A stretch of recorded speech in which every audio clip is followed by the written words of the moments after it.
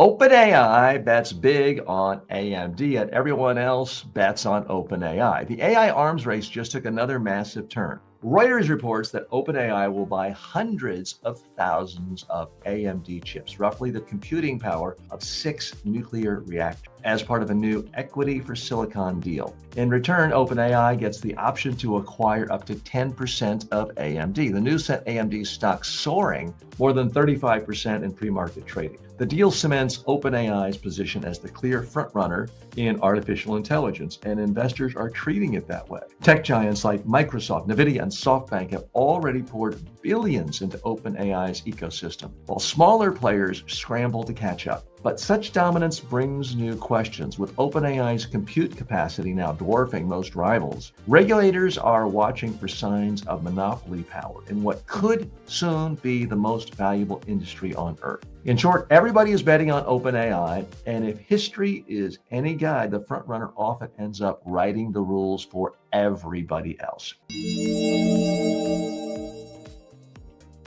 What's the real message here? OpenAI is a train that's getting faster and more powerful every day as more and more other big tech companies are saying, this train is leaving the station, let's hop on, let's invest in them, let's give them money, let's give them a part of our business. It's because they are afraid that in the new world of AI, there's going to be one winner, everyone else is going to be a loser. That may be a smart business decision for these companies trying to get a piece of it, but it's not necessarily good for consumers. If the last 25 years has taught us nothing else, it's when one company is too dominant, problems emerge. Let's dig a little bit deeper here. And full disclosure, I use OpenAI. OpenAI helped create the graphic you're looking at right now. Helps me refine and rewrite some of the scripts every day. I do their inexpensive $20 a month version. So I don't want to be a hypocrite here and say, how dare anyone use OpenAI? I use it every day. I do find I don't even know why I started using that as opposed to any of that, but I did. It certainly got the most attention early, and I glommed onto it, I guess. But now we face a problem where the company is so big. It's now given a valuation of $500 billion.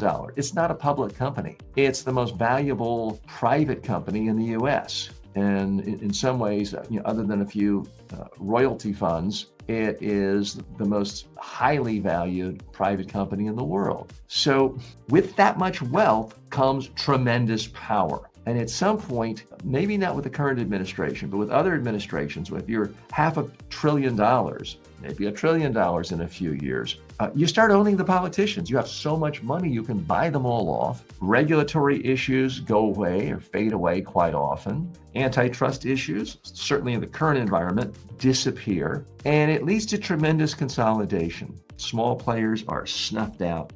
Innovation can be snuffed out. Here's the big problem with AI that's simply different from Google snuffing out competition or Facebook snuffing out competition. The problem with AI is they could be the first one to truly get general artificial intelligence, a level of artificial intelligence so smart it's truly surpassed humans' ability. And the big fear, of course, is when you look at the history of all animals on planet Earth, there's never been a case when the smarter animal doesn't rule over the dumber animal. So many people, not just conspiracy theorists and dystopians, many people who are serious AI experts are worried about the fact that once a general artificial intelligence is created, it is going to be the master of human beings. Maybe its mastery is benign. Maybe it's a benign dictatorship. But would we as humans knowingly hand over our autonomy, our power, our own sovereignty as a species to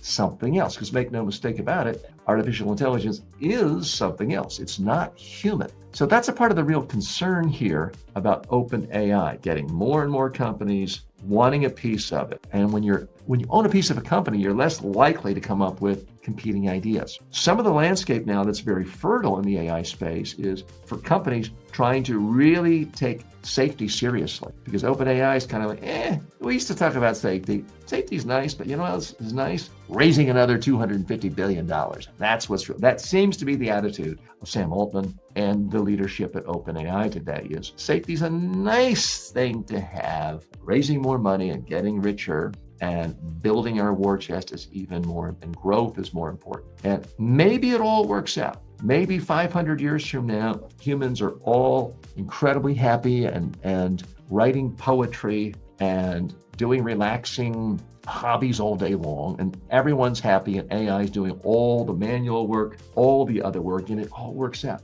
Maybe, but maybe not. And that's why I do think we need more AI companies. We need competition for OpenAI. Now, there is a lot of competition right now, but as many tech analysts predict, we're going to see what happened in the internet era and in the railroad era in Britain and in the automobile era 100 years ago. New technology happens, everyone's excited about it, investors all fall in, and then after 10 years or so, it is clear, okay, 98% of these companies are going to fail.